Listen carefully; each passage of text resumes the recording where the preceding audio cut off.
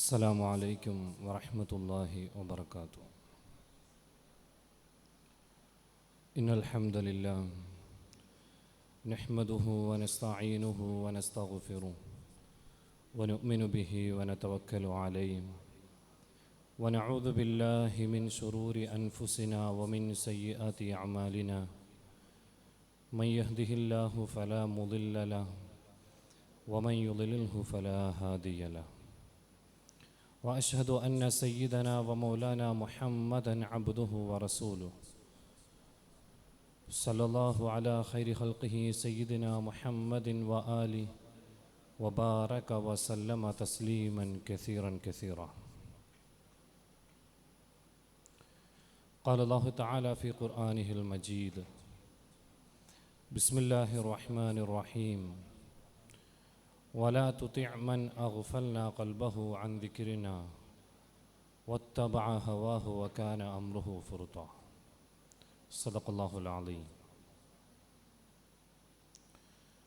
അല്ലാഹു സുബ്ഹാനഹു വ തആല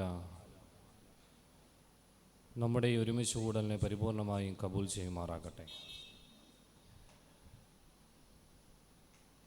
വളരെ മഹത്തായ ഉന്നതമായ ദുനിയാവിൽ ഒരു മുഅ്മിൻ അല്ലാഹു തആല നൽകാവുന്ന ഏറ്റവും ഉത്തമമായ അവൻ്റെ മാർഗത്തിലാണ് നാം ഉള്ളത്. അതിലൊരു ശങ്കയുമില്ല. അല്ലാഹു സുബ്ഹാനഹു വ തആല നമ്മുടെ മക്കളെ ദീനീ കലാലയമായ ജാമിഅ മനാറുൽ ഇസ്ലാമിൽ പഠിക്കാനായി തിരഞ്ഞെടുത്തിട്ടുണ്ട് എങ്കിൽ അത് അല്ലാഹു അവർക്ക് നൽകിയ ഏറ്റവും വലിയ അനുഗ്രഹവും ആ മാതാപിതാക്കൾക്ക് നൽകിയ ഏറ്റവും മൂല്യവത്തായ സമ്പത്തുമാണ്. അത് യാതൊരു സംശയമില്ല. ഇന്നത്തെ ലോകക്രമം നമ്മൾ നോക്കിക്കഴിഞ്ഞാൽ ദാഉൽ ഗഫ്ല, അശ്രദ്ധയുടെ ഒരു മായാലോകത്താണെന്ന് മനുഷ്യൻ ജീവിക്കുന്നത്. ഗഫ്ലത്ത് എവിടെ നോക്കിയാലും അശ്രദ്ധ. അതിപ്പോൾ കുടുംബജീവിതമാണെങ്കിലും ബിസിനസ്സിലാണെങ്കിലും ഇടപാടുകളിലാണെങ്കിലും ഗഫ്ലത്ത് നിറഞ്ഞു നിൽക്കുകയാണ്. അശ്രദ്ധ സത്യവിശ്വാസികളെ സംബന്ധിച്ച്, പ്രത്യേകിച്ച് നബീന റസൂലുള്ളാഹി സ്വല്ലല്ലാഹു അലൈഹി വസല്ലം തങ്ങൾ ജീവിതത്തിൽ അശ്രദ്ധയുണ്ടാകുന്നതിൽ അള്ളാഹുവിനോട് കാവൽ തേടിയിരുന്നു എല്ലാ ദിവസവും. അശ്രദ്ധ വലിയ ദോഷം ചെയ്യുന്നതാണ്. അല്ലാഹു തആല നേരിട്ട് നബീന റസൂലുള്ളാഹി സ്വല്ലല്ലാഹു അലൈഹി വസല്ലം തങ്ങളോട് കൽപ്പിക്കുകയാണ്: വലാ തുതിഅ മൻ അഗ്ഫൽനാ ഖൽബഹു അൻ ദിക്രിനാ വത്തബഅ ഹവാഹു വകാന അംറുഹു ഫിർതാ. പ്രവാചകരെ, താങ്കൾ ഹൃദയം മൂടിപ്പോയ, ഹൃദയംഗമായി ചിന്തിക്കാത്ത, ചൈതന്യമില്ലാത്ത ആളുകളുമായി അവരുടെ പിന്നാലെ കൂടരുത്, അവരെ അനുസരിക്കരുത്. വത്തബഅ ഹവാ, ഇച്ഛയ്ക്കനുസരിച്ച് ജീവിക്കുന്ന, ലക്ഷ്യബോധമില്ലാത്ത ആളുകളുമായി സന്ധി പാടില്ല എന്ന് അല്ലാഹു തആല പ്രത്യേകം പ്രവാചകൻ ഉണർത്തുന്നുണ്ട്. പരിശുദ്ധ ഖുർആന്റെ മറ്റൊരു ഭാഗത്ത് നമുക്ക് കാണാം, അശ്രദ്ധയുടെ ലോകത്ത് ഈ ആയത്തുകൾക്ക് ഒരുപാട് പ്രസക്തിയുണ്ട്. കാഫിരിങ്ങളുടെ, സത്യനിഷേധികളുടെ അടയാളമായിട്ടാണ് അല്ലാഹു തആല ഗഫ്ലത്തിനെ, ജീവിതത്തിലെ ഗഫ്ലത്തിനെ അല്ലാഹു തആല എണ്ണുന്നത്. യഅലമൂന ളാഹിറൻ മിനൽ ഹയാത്തി ദുനിയ വഹും അനിൽ ആഖിറതി ഹും ഗാഫിലൂൻ. നമ്മൾ ഈ ആയത്തിൻ്റെ ഗണത്തിൽ നമ്മളും ഉൾപ്പെട്ടിട്ടുണ്ടോ എന്ന് പേടിക്കേണ്ടിയിരിക്കുന്നു. നിഷേധികൾ അവരെങ്ങനെയുള്ളവരാണ്? ഭൗതിക കാര്യങ്ങളൊക്കെയും നല്ല രീതിയിൽ അവർക്കറിയാം.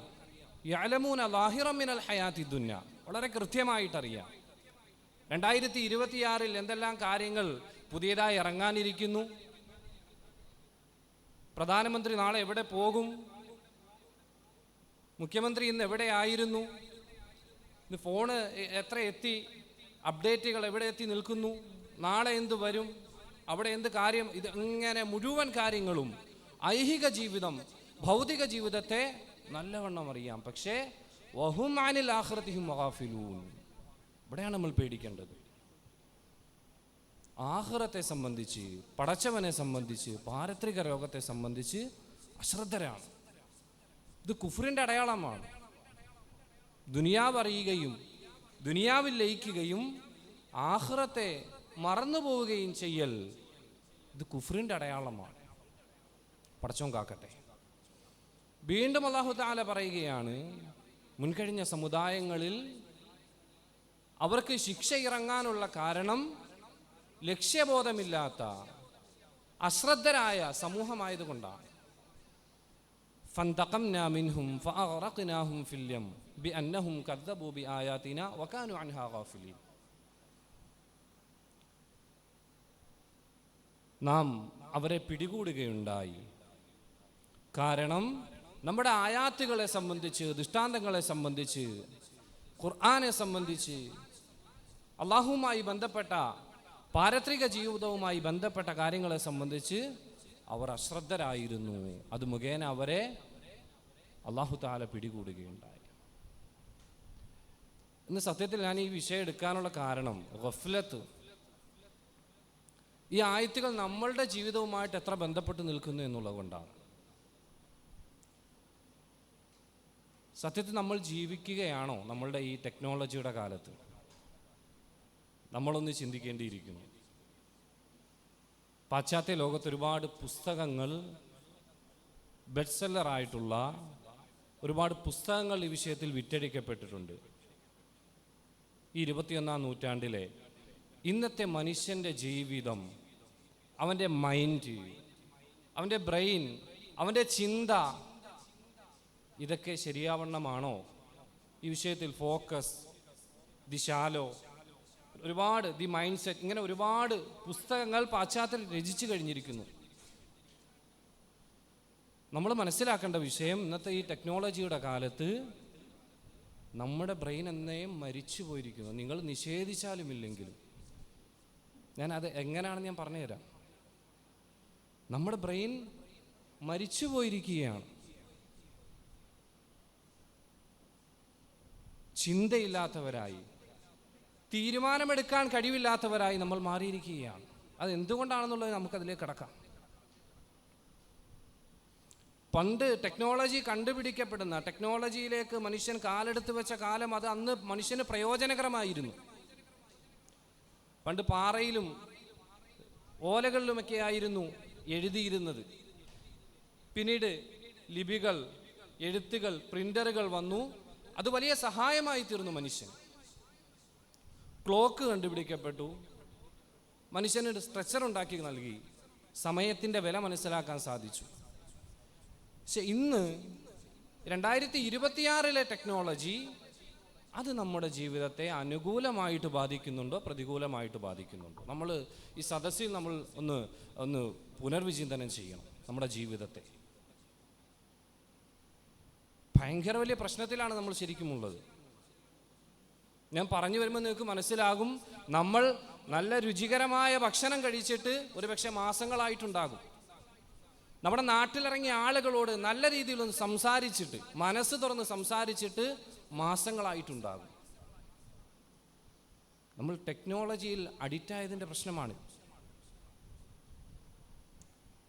നിലവിലെ ഇൻ്റർനെറ്റ്, ഗൂഗിൾ, AI, ജെമിനൈ, ഇതൊക്കെ നമ്മൾക്ക് പ്രഥമ ദൃഷ്ട്യാ നമുക്ക് തോന്നുന്നു ഇതൊക്കെ നമുക്ക് സഹായകരമാണ്. ചെറിയ സഹായം മാത്രമേ ഉള്ളൂ. അതും അപകടം തന്നെയാണ്. മനുഷ്യൻ്റെ ബുദ്ധിയില്ല, ചിന്തിക്കാനുള്ള കഴിവില്ല, മാനുഷികതയില്ല, ധാർമ്മികതയില്ല, ഒന്ന് ഓർത്തിരിക്കാൻ മെമ്മറി പോലും നഷ്ടപ്പെട്ടു പോയി. തഹഫുളില്ലാത്ത അവസ്ഥയിലെത്തും.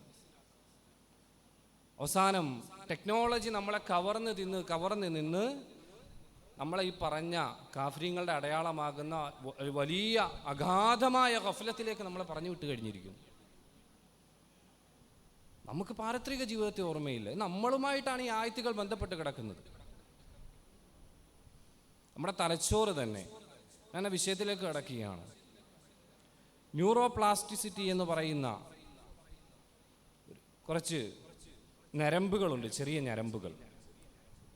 ഈ ഞരമ്പുകളുടെ ധർമ്മം എന്ന് പറയുന്നത് ability of the brain to change, ബ്രെയിനിന് മാറാനുള്ള സാധ്യത നൽകുക എന്നുള്ളതാണ്. തലച്ചോറിന് മാറി ചിന്തിക്കാനുള്ള കഴിവ് നൽകുക എന്ന ധർമ്മമാണ് ഈ ഞരമ്പുകൾ വഹിക്കുന്നത്. എപ്പോഴാണ് മനുഷ്യന് മാറാൻ സാധിക്കുന്നത്?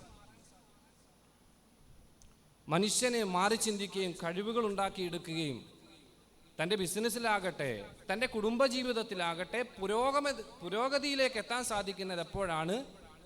ഞാൻ ഈ പറഞ്ഞ ഞരമ്പുകൾക്ക് ഉത്തേജനമുണ്ടാകണം, വളരണം. അതിന് ചെയ്യാനുള്ള വഴി, അതിനെ ഉത്തേജിപ്പിക്കാനുള്ള വഴികൾ ഒന്ന് തോട്ട്സാണ്, ചിന്തകളാണ്. മറ്റൊന്ന് വായനയാണ്, മറ്റൊന്ന് ഭാവനകളാണ്. അങ്ങനെ ആകണം, ഇങ്ങനെ വേണം, അതിങ്ങനെ ചെയ്താൽ, ഇങ്ങനെയുള്ള നിരന്തരമായ തലച്ചോറിൻ്റെ ഉപയോഗങ്ങൾ ഈ കഴിവിനെ വർദ്ധിപ്പിക്കുന്നതാണ്. എന്നിട്ട് ദി ഷാലോ എന്ന് പറയുന്ന ഈ ബെസ്റ്റ് സെല്ലർ ബുക്കിൽപ്പെട്ട ഈ ബുക്കിൽ ഇതിൻ്റെ ഓതർ പറയുകയാണ്, ഇപ്പറഞ്ഞ ഒരു കാര്യവും സോഷ്യൽ മീഡിയയിലൂടെ കിട്ടൂല. ന്യൂറോപ്ലാസ്റ്റിസിറ്റി, ഉത്തേജനം മൊബൈൽ ഫോൺ ഉപയോഗിക്കുന്നതിലൂടെ ഒരിക്കലും കിട്ടുന്നതല്ല. ഭാവന ഉണ്ടാവില്ല, ചിന്തിക്കൂല. മനുഷ്യനിങ്ങനെ സ്ക്രോൾ ചെയ്ത് കണ്ടുപോകും എന്നതിലുപരി മനുഷ്യന് ചിന്തിക്കാനാവില്ല. ചിന്താശേഷി നഷ്ടപ്പെട്ടു പോകും, ഓർത്തിരിക്കാനുള്ള കഴിവ് നഷ്ടപ്പെട്ടു പോകും. ഇങ്ങനെ നാശങ്ങൾക്ക് പുറകെ നാശമാണ് നമ്മുടെ മൊബൈലിൻ്റെ, നമ്മളൊക്കെ വലിയ സഹായം എന്ന് പറഞ്ഞ് കൊണ്ടു നടക്കുന്ന ഇതിലൂടെ ഉണ്ടാകുന്നത്. നമ്മൾ ബ്രെയിനെ പറ്റി നമ്മൾ പഠിക്കണം. നമ്മുടെ ബ്രെയിനെ സംബന്ധിച്ച് ബ്രെയിൻ നല്ലൊരു മടിയനാണ്. അള്ളാഹ് അത് പറയുന്നുണ്ടല്ലോ, ഇന്ന നഫ്സല അമ്മാറത്തും ബിസു. അവിടെ നെഫ്സ് കൊണ്ട് ഉദ്ദേശിക്കുന്നത് നമ്മുടെ ചിന്താശേഷി തന്നെയാണ്. അത് മോശത്തരത്തിലേക്ക് എന്ന് വെച്ചാൽ ഒന്നെങ്കിൽ വെറുതെ ഇരിക്കാം, അല്ലെങ്കിൽ എന്തെങ്കിലും തിന്മകൾ, ആസ്വാദനങ്ങളിലേക്ക്, ഒരുപാട് പണിയെടുക്കുന്നതിലേക്ക് കൊണ്ടുപോകില്ല. അതുപോലെ അള്ളാഹ് പ്രത്യേകം പറയുന്നു, വലാ തത്തബിഉൽ ഹവ, നിങ്ങളുടെ മൈൻഡിനനുസരിച്ച് നിങ്ങൾ പോകല്ലേ, അത് അപകടമാണ്. കാരണം ഇതാണ്, ഇന്നത്തെ കാലഘട്ടത്തിൽ നമ്മൾ ബ്രെയിനെ പറ്റി പറയുമ്പോൾ ബ്രെയിൻ ഏറ്റവും മടിയനായ ആളാണ്. നമ്മുടെ ഇടയിലേക്ക് ഈ മൊബൈൽ പോലെയുള്ള ടെക്നോളജി കടന്നു വന്നത് കൊണ്ടുള്ള ഏറ്റവും വലിയ അപകടം എന്ന് പറഞ്ഞാൽ നമ്മളെ ഒരു മടിയനാക്കി മാറ്റിയിരിക്കുകയാണ്.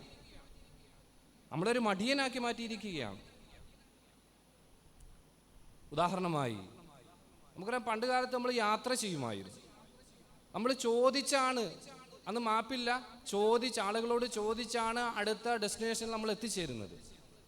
ഇന്ന് നമ്മൾ നേരെ മൊബൈൽ എടുത്ത് മാപ്പ് നോക്കി യാത്ര ചെയ്യുകയാണ്. ഒരു 50 തവണ നമ്മൾ മാപ്പ് ഉപയോഗിച്ച് യാത്ര ചെയ്തു പോയാലും 51ാമത്തെ തവണയും നമുക്ക് മാപ്പിൻ്റെ ആവശ്യം വരും. കാരണം നമ്മുടെ ബ്രെയിൻ നമ്മളെ പണിയെടുക്കാൻ ആഗ്രഹമില്ലാതെ മാപ്പ് നോക്കിക്കോ എന്ന് പറഞ്ഞ് നമ്മളെ അങ്ങോട്ട് പറഞ്ഞു വിടുകയാണ്. ഈ സാധനം ഭയങ്കര സൂപ്പർ പവറാണ്. പക്ഷേ നമ്മളെ മടിയനാക്കി, നമ്മുടെ ബ്രെയിൻ മടിയനായി ഇതിലേക്ക് നമ്മളെ ടെക്നോളജിയിലേക്ക് നമ്മളെ പറഞ്ഞു വിടുകയാണ്. ഒരുപാടുണ്ട് ഉദാഹരണങ്ങൾ പറയാനാണ്. ഒരു കാര്യം വരികയാണ്, ഒരു വിഷയത്തെ പറ്റി പറയണം, അല്ലേ? ഉസ്താദന്മാരൊക്കെ ഇരിക്കുന്നുണ്ട്. നമുക്കറിയാം, ജമിനയിലോട്ട് നമ്മളെ പെട്ടെന്ന് ചാടിച്ചു വിടും, വലിയ അപകടമാണ്. എന്നിട്ട് നമ്മളെ പറഞ്ഞ് മനസ്സിലാക്കി തരും, ഇന്ന വിഷയം അത് ജമിനയിലുണ്ടല്ലോ, അവിടെ നോക്കിയാൽ മതിയാകും എന്ന് ബ്രെയിൻ നമ്മളെ പഠിപ്പിക്കും. കാരണം ബ്രെയിന് പണിയെടുക്കാൻ പറ്റൂല, ബ്രെയിൻ മടിയനാണ്. എന്ന് നമ്മൾ അവിടെ പോയി സെർച്ച് ചെയ്യും. ഏട്ടാ അത് അവിടെ കിടക്കും, നമ്മൾ പഠിക്കൂല, അത് വേറെ വിഷയം, നമ്മൾ പഠിക്കൂല. നമ്മുടെ കഴിവുകളെല്ലാം നഷ്ടപ്പെട്ടു പോയി, നമ്മൾ പഠിക്കൂല, ഒരിക്കലും പഠിക്കൂല. അതിൻ്റെ കാരണം വേറെയാണ്, ഇൻഷാ അല്ലാഹ് അതും ഞാൻ പറയാം. നല്ല തികഞ്ഞൊരു മടിയനായ ബ്രെയിൻ നമ്മളെ വലയം ചെയ്തിരിക്കുകയാണ്. അതുപോലെ തന്നെ ഓർമ്മ നിൽക്കാത്ത അവസ്ഥയിൽ, ഇന്നലെ ഒരു ഉസ്താദ്, ഒരു പ്രധാനപ്പെട്ട സ്ഥാപനത്തിലെ ഉസ്താദാണ്, ഒരു പ്രായമായ ഉസ്താദാണ്. ഉസ്താദ് അങ്ങനെ സംസാരിച്ചു. ഒരു 40-40 കൊല്ലമായിട്ട് ദറസെടുക്കുന്ന ഒരു 1000-ലധികം ശിഷ്യന്മാരുള്ള ഒരു ഉസ്താദ് പറയുകയാണ്, നിങ്ങൾ ഓർത്തു നോക്കണം, നമ്മളെല്ലാം ബാധിച്ചിരിക്കുന്ന ഒരു പ്രശ്നമാണ് ഈ ടെക്നോളജി ഉപയോഗിച്ചിട്ടുള്ള പ്രോബ്ലംസ്. എനിക്കിപ്പോൾ പഴയ ഓർമ്മ കിട്ടുന്നില്ല. അടിസ്ഥാനം അതിൻ്റെ കാരണം പറയാണ്, ഇത് ഉപയോഗിക്കുന്നത് കൊണ്ട് തന്നെ ആയിരിക്കാമെന്ന്. അതെ, അത് തന്നെയാണ്. നിങ്ങൾ ജസ്റ്റ് നിങ്ങളൊന്ന് സെർച്ച് ചെയ്താൽ മതി. ബ്രെയിൻ റോട്ട് എന്ന് പറയുന്ന ഒരു സംഭവമുണ്ട്. Brain rote. ബ്രെയിൻ നമ്മളെ വിട്ടു പോകും. ബ്രെയിൻ നമ്മുടെ മൈൻഡ് കൊണ്ടുപോകും, നമ്മളെ വേസ്റ്റാക്കി കളയും. പോട്ടെ, പണ്ട് കാലത്ത് എത്ര പേരുടെ നമ്പർ നമുക്ക് ഓർമ്മയുണ്ടായിരുന്നു? 15, 20, 30 പേരുടെ നമ്പറുണ്ട്. ഇന്ന് നമ്മളുടെ ഭാര്യയുടെ നമ്പർ പോലും ഒരുപക്ഷെ ഓർമ്മയുണ്ടാവണമെന്നില്ല. കാരണം നമ്മളെ കൊണ്ട് നല്ല മടിയനാക്കി, ഇതെല്ലാം ഇതിലുണ്ടല്ലോ എന്ന് പറഞ്ഞ് നമ്മളെ മൊത്തത്തിൽ മടിയനാക്കി മാറ്റുകയാണ്. ഇത് ദൈനംദിന ജീവിതത്തിൽ ബ്രെയിൻ നമ്മളെ തകർത്ത് കളഞ്ഞിരിക്കുകയാണ്. പണ്ടൊക്കെ യാത്ര പോകുമായിരുന്നു. നമ്മുടെയൊക്കെ ഉപ്പമാര്, വല്യുപ്പമാര്, അവർക്ക് ഒരുപാട് അനുഭവങ്ങൾ പറയാറുണ്ടായിരുന്നു. ഇതിൻ്റെ ചെറുപ്പക്കാരായ ആളുകളോട് ഞാൻ ചോദിക്കുകയാണ്, നമ്മൾ എത്ര യാത്ര ചെയ്തിട്ടുണ്ട്? നമ്മുടെ ഉള്ളിൽ ഗോൾഡൻ മൊമെന്റ്സ് ആയിട്ട് നമുക്ക് എടുത്തു പറയാൻ എത്ര അനുഭവങ്ങളുണ്ട്? അവരെക്കാൾ നമ്മൾ യാത്ര ചെയ്തിട്ടുണ്ടാകും, ദൂരം സഞ്ചരിച്ചിട്ടുണ്ടാകും, നമ്മൾ ഒരുപക്ഷെ ഇന്ത്യ മൊത്തം യാത്ര ചെയ്തിട്ടുണ്ടാകും. നമ്മൾ അവിടുത്തെ മണ്ണിൻ്റെ ഗന്ധം അനുഭവിച്ചിട്ടുണ്ടോ? ഇല്ല. കാരണം നമ്മളിത് അഡിക്റ്റായി പോയി. മാറി ചിന്തിക്കേണ്ടിയിരിക്കുന്നു. പക്ഷെ നമ്മുടെയൊക്കെ വല്യുപ്പമാര് ചെറിയ പ്രായം മുതലേ ഉള്ള കാര്യങ്ങൾ വളരെ വിശാലമായി വാചാലമായി പറയും. കാരണം അന്ന് ഈ ടെക്നോളജിയുടെ നാശമില്ലായിരുന്നു. ഇത് വന്നു കയറി നമ്മളിതിൽ അഡിക്റ്റായി, നമ്മുടെ മെമ്മറി നഷ്ടപ്പെട്ടു പോയി, എല്ലാം നഷ്ടപ്പെട്ടു. ഇനി എന്തോരം വിഷയങ്ങളാണ്. ശ്രദ്ധിക്കാനുള്ള കഴിവ് നമുക്ക് നഷ്ടപ്പെട്ടു പോയി. ആവശ്യമില്ലാതെ വെറുതെ വരുന്ന നോട്ടിഫിക്കേഷനുകൾ നോക്കി അങ്ങോട്ടും ഇങ്ങോട്ടും വെറുതെ റാൻഡമായി, ക്രമരഹിതമായി വരുന്ന നോട്ടിഫിക്കേഷൻ. ഇപ്പോൾ ഒരു മെസ്സേജ് വന്നു കഴിഞ്ഞാൽ നമ്മളുമായിട്ട് ഒരു ബന്ധം ഉണ്ടാവില്ല. ഞാൻ എൻ്റെ അനുഭവം പറയാം. ഈ കഴിഞ്ഞ 2 ആഴ്ചയായിട്ട് മുഴുവൻ വാട്സപ്പ് ഗ്രൂപ്പുകളും ആർക്കൈവ് എന്ന് പറയുന്നൊരു സംഭവമുണ്ട്. അത് പിന്നെ നമുക്ക് കാണാൻ പറ്റൂല. വാട്സപ്പിൽ നിന്ന് എക്സിറ്റ് ആവില്ല, കാണാൻ പറ്റൂല, അങ്ങനെ ആക്കി വെച്ചിരിക്കുകയാണ്. എന്നിട്ടൊന്ന് പരിശോധന നടത്തി നോക്കി. ഇത് മറ്റു പുസ്തകങ്ങളിൽ പറയുന്നതാണ്, ഫോക്കസ് പോലെയുള്ള പുസ്തകങ്ങൾ പറയുന്നതാണ്. ഒരു എക്സ്പെരിമെൻ്റ് ആണ്, ഒരു പരീക്ഷണമാണ്. നിങ്ങൾക്ക് വെറുതെ തോന്നുന്നതാണ്. നമ്മൾക്ക് വാട്സപ്പ് ഉപയോഗിച്ച് കഴിഞ്ഞാൽ അല്ലെങ്കിൽ ഗ്രൂപ്പുകളിൽ നിന്നൊക്കെ നമ്മൾ അതിൽ ഉണ്ടാകണം, ഇല്ലെങ്കിൽ എന്തോ വല്ല സംഭവിക്കും. ഒന്നും സംഭവിക്കാൻ പോകുന്നില്ല. വെറുതെയാണ്. നമ്മളെ നശിപ്പിക്കുകയാണ്. അറ്റൻഷൻ ക്വാളിറ്റി നമ്മുടെ നഷ്ടപ്പെട്ടു പോയി. നമ്മുടെ ബ്രെയിന് മുമ്പൊക്കെ, ഇതിപ്പോൾ 2026 പുതിയ കണക്കനുസരിച്ച് ഇന്റർനെറ്റിന്റെ തുടക്കത്തിൽ 30 മിനിറ്റ് വരെ ഒരു കാര്യത്തിൽ ശ്രദ്ധിക്കാൻ മനുഷ്യന് കഴിയുമായിരുന്നു. പണ്ടൊക്കെ 5 ദിവസവും 10 ദിവസമൊക്കെ വാത് വെച്ചാലും ആളുകൾ വന്ന് കേൾക്കുമായിരുന്നു. ഇന്ന് 2.5 മണിക്കൂർ വാത് കേൾക്കാൻ ആളുകൾക്ക് പറ്റുന്നില്ല. ഇറിറ്റേഷനാണ്. പ്രശ്നം എന്താണ്? അറ്റൻഷൻ ക്വാളിറ്റി നഷ്ടപ്പെട്ടു പോയി. ആദ്യമൊക്കെ 30 മിനിറ്റ് മനുഷ്യന് കേൾക്കാൻ, ഒരു കാര്യത്തെ ശ്രദ്ധിക്കാൻ പറ്റുമായിരുന്നു ടെക്നോളജിയുടെ തുടക്കത്തിൽ. അത് പിന്നെ 15 മിനിറ്റായി, പിന്നെ അത് 8 മിനിറ്റായി. ഇപ്പോൾ 30 സെക്കൻഡ് മാത്രമേ മനുഷ്യന് ഒരു കാര്യത്തെ കൃത്യമായി അറ്റൻഷനോടുകൂടി ശ്രദ്ധിക്കാനുള്ള കപ്പാസിറ്റി ഉള്ളൂ. എന്ന് പറഞ്ഞാൽ ഈ ടെക്നോളജി ഉപയോഗിച്ച് റാൻഡമായിട്ട്, ക്രമരഹിതമായിട്ട്, ഒരു നിയന്ത്രണമില്ലാതെ വരുന്ന നോട്ടിഫിക്കേഷൻ അനുസരിച്ച് ഉപയോഗിക്കുന്ന ആളുകളുടെ പ്രശ്നമാണ്. ഇവിടെ എത്തിയൊന്ന് ഓർത്ത് നോക്കി. അതുകൊണ്ട് ഇന്ന് വീഡിയോകളൊക്കെ ഇറക്കും, മോനെ നിക്കി ഒരു കാര്യം പറയട്ടെ എന്ന് പറഞ്ഞിട്ടൊക്കെയാണ് റീൽസ് ഇറക്കുന്നത്. കാരണം ആ 30 സെക്കൻഡിൽ ആൾ നിൽക്കും, ഇല്ലെങ്കിൽ ആൾ വിട്ടുപോകും. മൈൻഡ് അങ്ങനെ ആയി മാറി. നമ്മുടെ ബ്രെയിനെ എന്താണോ പഠിപ്പിക്കുന്നത് അതാണ് നമ്മൾ ബ്രെയിൻ നമ്മളെ വാച്ച് ചെയ്ത് നമ്മൾക്കനുസരിച്ച് നീങ്ങും. 30 സെക്കൻഡുള്ള വീഡിയോസ് റാൻഡമായിട്ട് ഇങ്ങനെ സ്ക്രോൾ ചെയ്ത് പോവുകയാണെങ്കിൽ നമ്മുടെ കപ്പാസിറ്റി, ഒരു കാര്യത്തെ ശ്രദ്ധിക്കാനുള്ള കപ്പാസിറ്റി 30 സെക്കൻഡ് മാത്രമായി മാറുന്നതാണ്. ഞാൻ വെറുതെ പറയുന്നില്ല, പഠനങ്ങളാണ്. ആ പുസ്തകമൊന്നും ഇവിടെ ഉദ്ധരിക്കാൻ പറ്റൂല, അതിൻ്റെ സമയമില്ലാത്തത് കൊണ്ടാണ്. ഇന്ന് നമ്മുടെ ബ്രെയിൻ ഒരു കാര്യത്തെ അറ്റൻഷനോടുകൂടി നമ്മൾ ശ്രദ്ധിക്കുന്നത് 30 സെക്കൻഡ് മാത്രമായി മാറിയിരിക്കുകയാണ്. എത്ര വലിയ അപകടമാണെന്ന് ചിന്തിച്ചു നോക്കും. എത്ര വലിയ അപകടമാണെന്ന്. ഈ ഞാൻ ആദ്യം ഓതി വെച്ച ഈ ഗഫ്ലത്ത്, അല്ലാഹ് വലാ തുതിഅമൻ അഗ്ഫൽനാ ഖൽബഹു എന്ന് പറഞ്ഞതും കുഫാറുകളുടെ അടയാളമായി അല്ലാഹു തആല പറഞ്ഞ ഗഫ്ലത്തും, ഇതൊക്കെ ഇന്ന് ആരുടെ ജീവിതത്തിലുള്ളത്? നമ്മുടെ ജീവിതത്തിലുള്ളത്. നമ്മളിന്ന് ഇതാഅത്ത് ചെയ്യുന്നത് നോട്ടിഫിക്കേഷനെയാണ്. നമ്മളിന്ന് അനുസരിക്കുന്നത് അല്ലാഹ് പറഞ്ഞ ആ നോട്ടിഫിക്കേഷനെയാണ്. അപകടമാണ്.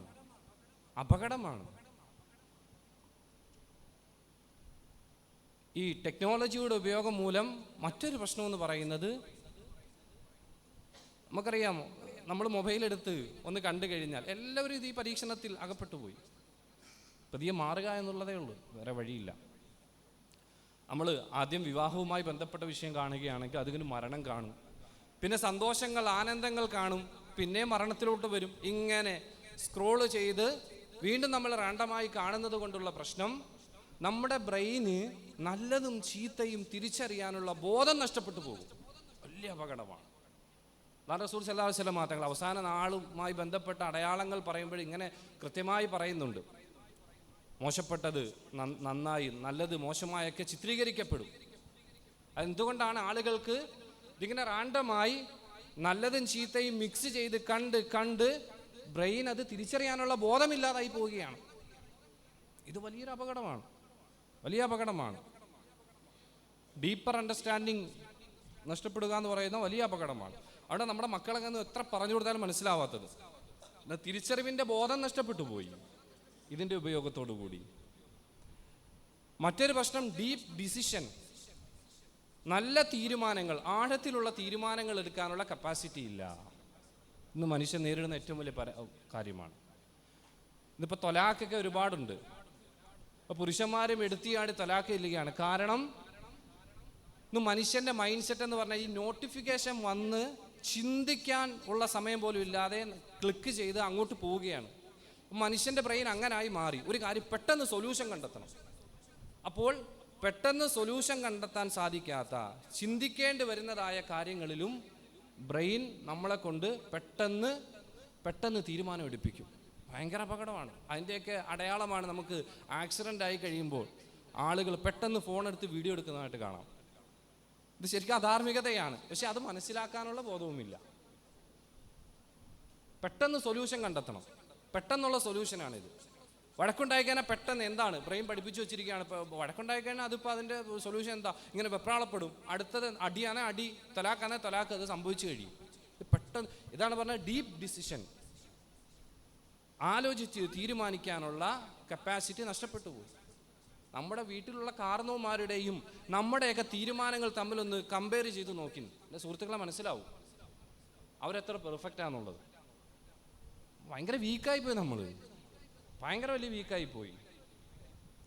ഒരപകടം നടന്നാൽ പെട്ടെന്ന് ഫോട്ടോ എടുക്കും, അല്ലെങ്കിൽ വീഡിയോ എടുക്കുന്നു, അത് പ്രചരിപ്പിക്കുന്നു. പിന്നെ അതിൻ്റെ ആവേശങ്ങളാണ്. അതുപോലെ തന്നെ ആ മനുഷ്യനെ ഒന്ന് എടുത്തുകൊണ്ട് ഹോസ്പിറ്റലിൽ പോകാനുള്ള വ്യഗ്രത പോലും ഈ മനുഷ്യനിലില്ല. അങ്ങനെ ഒരു ചൈതന്യമില്ല. അതും ഈ ടെക്നോളജിയിലൂടെ ഉണ്ടായ പ്രശ്നമാണ്. ടെക്നോളജിയെ റാൻഡമായി ഒരു നിയന്ത്രണമില്ലാതെ ഉപയോഗിക്കുന്നത് കൊണ്ടുണ്ടാകുന്നതാണ് ധാർമ്മികത നഷ്ടപ്പെട്ടു പോകും, മാനുഷികമായ ഗുണങ്ങൾ നഷ്ടപ്പെട്ടു പോകും. മനുഷ്യന് രണ്ട് തരം ഇമോഷണലാണുള്ളത്. ഒന്ന് ലോവർ ഇമോഷണൽ, മറ്റൊന്ന് ഹയർ ഇമോഷണൽ. ലോവർ ഇമോഷണൽ എന്ന് പറയുന്നത് അത് മൃഗത്തിനും ഉണ്ട്. ഇങ്ങോട്ടടിച്ചാൽ തിരിച്ച് അങ്ങോട്ടടിക്കുക, ഇങ്ങോട്ട് ദേഷ്യപ്പെട്ടാൽ തിരിച്ച് അങ്ങോട്ട് ദേഷ്യപ്പെടുക. ഇനി ഹയർ ഇമോഷൻ എന്ന് പറയുന്നത് അത് മനുഷ്യന് മാത്രമുള്ളതാണ്. മനുഷ്യനെ മനുഷ്യനാക്കി തീർക്കുന്നത്, ക്വാളിറ്റി ഉള്ള ആളാക്കുന്നത്. മനുഷ്യത്വം എന്നത് ഇവിടെ കിടക്കുകയാണ്. ഒരപകടം കണ്ടു കഴിഞ്ഞാൽ അദ്ദേഹത്തിന് രക്തം വാർന്നു പോകുന്നു, വേദന സഹിക്കുകയാണ്, എത്രയും പെട്ടെന്ന് ഹോസ്പിറ്റലിൽ കൊണ്ടുപോകണം. ഈ ഒരു ബോധമുണ്ടാകുന്ന മേഖലയാണ് ഇത്. നഷ്ടപ്പെട്ടു പോകും ഒരുപാട് ഉപയോഗിച്ച് കഴിഞ്ഞാൽ. കാരണം പ്രീ ഫ്രണ്ടൽ കോർട്ടക്സ് എന്ന് പറയുന്ന നമ്മുടെ തലച്ചോറിൻ്റെ ഫ്രണ്ടിലുള്ള ഒരു ഭാഗമുണ്ട്. ആ സെല്ലുകൾ ഓൾറെഡി നശിച്ചിരിക്കുകയാണ്. നമ്മളിതൊക്കെ ഉപയോഗിച്ച് ആ സെല്ലുകൾ വർക്ക് ചെയ്യാതാകും. നമ്മൾ ഒരുപാട് ഇത് കണ്ട് കാരണം ഇതിനോടുള്ള ഇതെല്ലാം മാറി എന്ത് ചെയ്യണമെന്നറിയാതെ തീരുമാനമെടുക്കാനുള്ള കഴിവ് നഷ്ടപ്പെട്ട് ഇങ്ങനെ ഒരു മൃഗതുല്യമായ അവസ്ഥയിലേക്ക് മനുഷ്യൻ മാറുന്നു. നമ്മൾ വിചാരിക്കും ഫേസ്ബുക്കും യൂട്യൂബും നമുക്ക് ഫ്രീ ആയിട്ട് നൽകുന്നതാണെന്ന്. എൻ്റെ പ്രിയമുള്ളവരെ, നമുക്ക് ആർക്കും ഫ്രീ ആയിട്ട് നൽകുന്നതല്ല. നമ്മളതിന് പകരമായി കൊടുക്കുന്നത് അള്ളാഹ് നമുക്ക് നൽകിയ നമ്മളുടെ മൈൻഡാണ്, നമ്മുടെ ഫോക്കസാണ്, നമ്മുടെ മൈൻഡാണ്. പ്രവാചകൻ സല്ലല്ലാഹു അലൈഹി വസല്ലം തങ്ങൾ, സഹാബാക്കൾ ദീനിന് വേണ്ടിയിട്ട്, ദീൻ വളർത്താനായി ഉപയോഗിച്ച ആ മൈൻഡ് നമ്മൾ ഫേസ്ബുക്കിൽ റാൻഡമായിട്ട് വീഡിയോ കണ്ടു തീർക്കുക. എന്നിട്ട് നമ്മൾ വിചാരിക്കുക തിന്മയല്ല എന്ന്. പക്ക ഹറാം, ഗഫ്ലത്ത്, അശ്രദ്ധ, കുഫ്ർ വരെ ഉണ്ടായേക്കാം. കുഫർ വരെ ഉണ്ടായേക്കാം. മനസ്സിലായില്ല? അതാ ഞാൻ പറഞ്ഞ നന്മയും തിന്മയെന്നൊന്ന് വേർതിരിച്ച് മനസ്സിലാക്കാൻ ആ പവറും നഷ്ടപ്പെട്ടല്ലോ. ഞാനിപ്പോൾ പറഞ്ഞു തരുമ്പോഴും നമ്മളൊക്കെ ചിന്തിക്കും അതെങ്ങനെ ആവുന്നത്. അതാവും. അതുകൊണ്ട് മൊബൈലുമായി നമ്മൾ അനാവശ്യം തൽക്കാലം നമുക്ക് എന്തെങ്കിലും ആവശ്യമുള്ള ഗ്രൂപ്പ് ഒഴികെ മുഴുവൻ ഗ്രൂപ്പുകളിൽ നിന്നും എക്സിറ്റ് ആവാൻ പറ്റുന്നത് എക്സിറ്റ് ആവുക. വെറും വേസ്റ്റാണ്. വലിയ വലിയ പ്രൊഫസർമാരാണ് പുസ്തകങ്ങൾ എഴുതിയിട്ട് പറയുന്നത്.